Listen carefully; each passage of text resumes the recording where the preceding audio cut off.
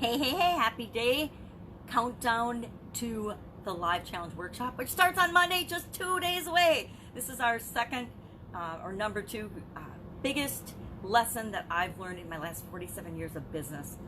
Business ownership for the last 47 years in some way, shape, or form in a bunch of different industries, while over 25 years of that was working in corporate America as well. So I started my first business when I was 13, and then I went through high school, went through college, and went to work in corporate America for a decade, kind of in the middle of all of this, right? And I'd have to sit down and look at my timeline, but it's probably right in the middle. That corporate experience is probably simultaneously with business ownership. It's probably right about in the middle of my life right now if I were to go back and look at the 47 years. Haven't done it, but something I could probably do. Not today, because I'm getting ready for the live challenge workshop, which starts on Monday. And in that, we are going to learn together how to get results that we want in days versus years, and how to overcome and set up challenges for ourselves and for other people to attract the people we want to our businesses and our lives in any area of our business, whether it's, our financial life, our business life, our personal life, relationships, whatever it is. But it's focused on helping people right now to survive this business challenge, the big challenge that we're in the world, because there's so many business people that are freaking out right now because they don't know what to do. And I want to make sure that they don't give up, and that we know that there's always a solution to any challenge and any problem that pops up, no matter how incredibly outrageous it may seem or be. This is going to be an unprecedented time in all of our lives and in history, and how and who comes out of it better than when they came in is going to be determined entirely by us. And why do I say that? Because one of the biggest lessons I've learned, one of the top 20 lessons I've learned, mostly from mistakes, is that you decide what everything means. You decide what everything means, not necessarily in the world and what reality is for everybody else, but to you. I decide what everything means. Every expression, every communication, every event that happens, an experience that I have in my life, I interpret that through myself, through my own being. This is it's not a woo-woo thing. It kind of sounds like it, but it's really not.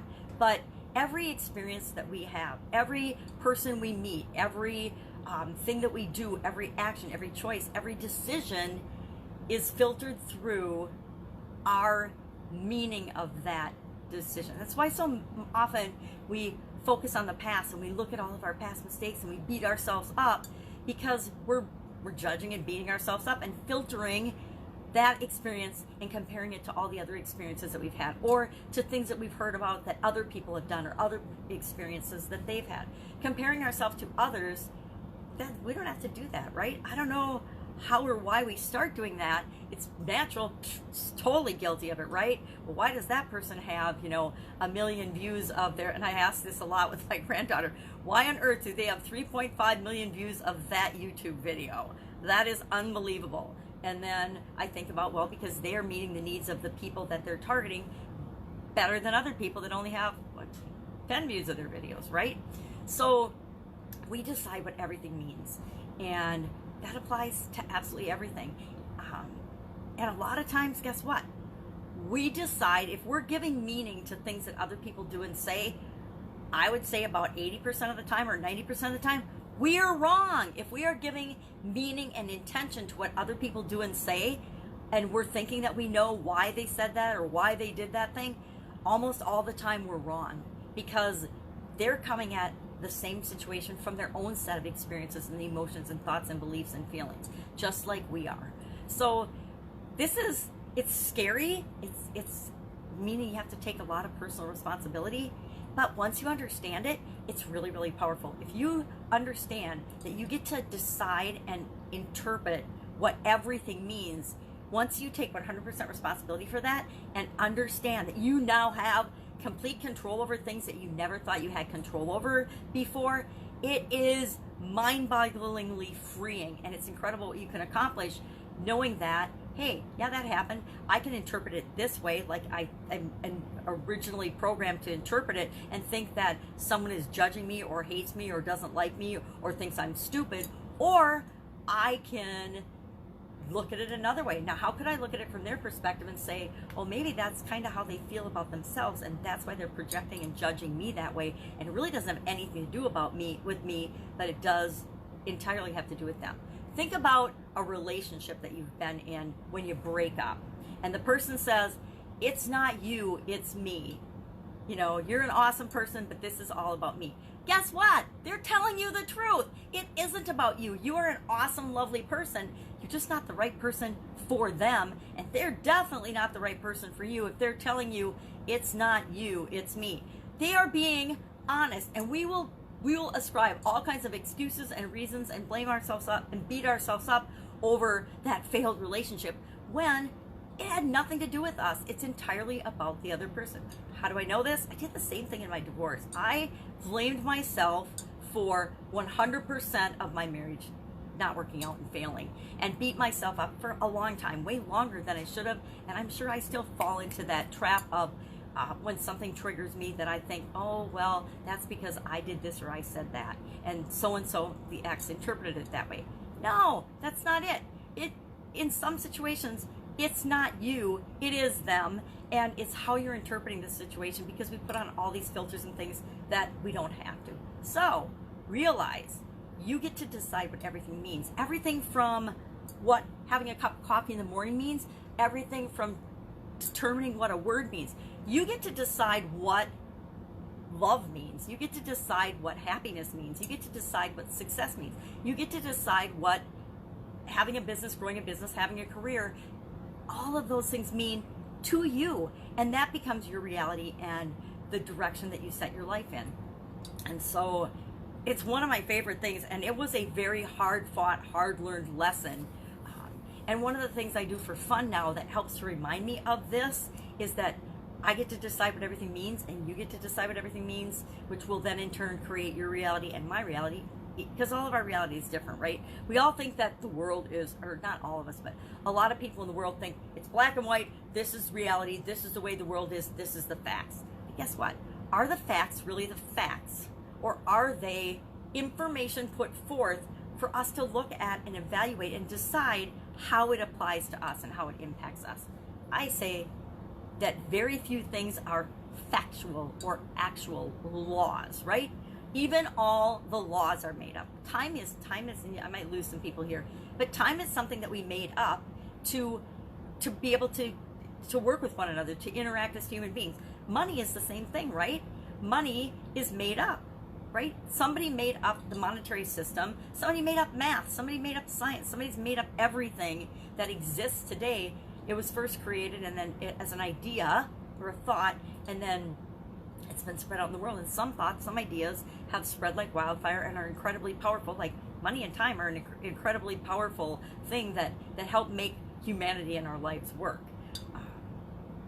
You know, I could go off on this for an hour, but I better stop. So you decide what everything means. And what I was saying is I do a thing where every day I share and I look up the meaning of an idiom. An idiom is a group or a collection of words that mean something different when they're together than the words taken individually. They have a different meaning, and there's 25,000 of them in the English language alone. And I started doing it as a fun project as I was moving, and I realized that today I'm already on day 384. So for 384 days in a row, I've gotten online and I've looked up and researched what do one of these idioms mean. And part of why I do it is it reminds me that as I look this up, I realize there's lots of different meanings and interpretations of it, and I get to choose which one I want to apply and I want to use because it moves my life in the direction I want it to. I get to decide what everything means. I get to decide what hope and sacrifice and hard work and anything mean to me, and so do you. And that gives us incredible power to create and do whatever we want. So we'll use that in the challenge because you get to decide what everything in the challenge means.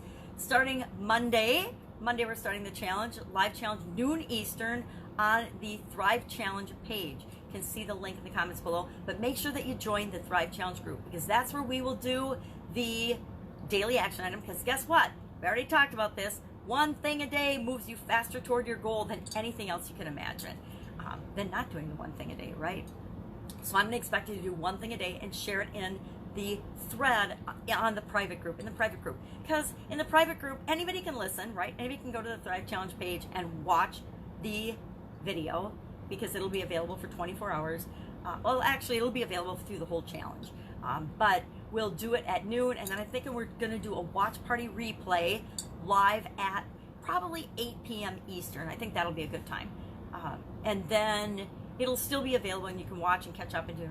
But in addition to that, there will be in that group every day for 10 days, not just the 5 days of the actual challenge, but for 10 days, there will be a clue, and you have to get the clue. It's super easy, I'm telling you. It's a picture, and from that picture you get a letter, and from that letter you're going to take all the 10 letters, unscramble it, and then enter by April 1st, midnight Eastern time, and there'll be a drawing for a $25,000 value grand prize. And this is a grand prize right now that I guarantee with my entire being that any business owner or anybody that wants to start a business or needs to pivot in this time of incredible chaos in the world will absolutely positively benefit from that and get, 10 times the value in that that actual prize. And of course, it's a value prize. It's not dollars. One of my sisters thought, "How are you giving away $25,000 right now?" And I'm like, "Yeah, I'm not. Duh. It's a $25,000 value grand prize, and really, it's worth much, much more. But that's the actual monetary value of it at this time. I don't know. I suppose with deflation, maybe not so much. Who knows what's going to go on? But we will make sure that we're in control of that going forward, and that we will weather this storm and this challenge, better than anybody else, because we are in charge of how we're going to define it and how we're going to not let it define us, and how we are going to come out stronger on the other side of this together, even though we're separated socially, right? Because of the advent of the amazing technology and internet and the age that we're in. Anything is truly possible. Sid, if you have any comments or questions, ask me in the comments below. Otherwise, I will be with you tomorrow for the last and final of the 20 biggest lessons that I've learned in 47 years of business. And then Monday, we'll be together for the live challenge workshop.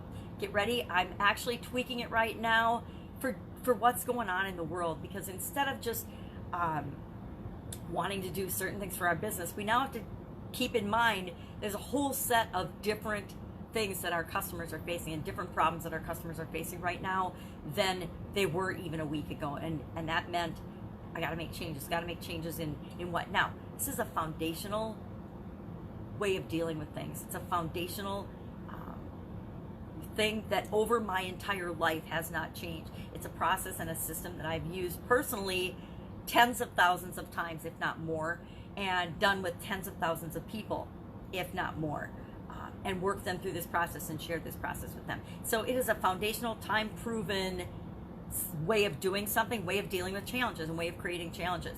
But given what's changing in the world, I want to tweak it and have specific examples that you can use right now to get the results we want. That's it. Have an awesome day, and I'll, of course, be with you tomorrow. Bye.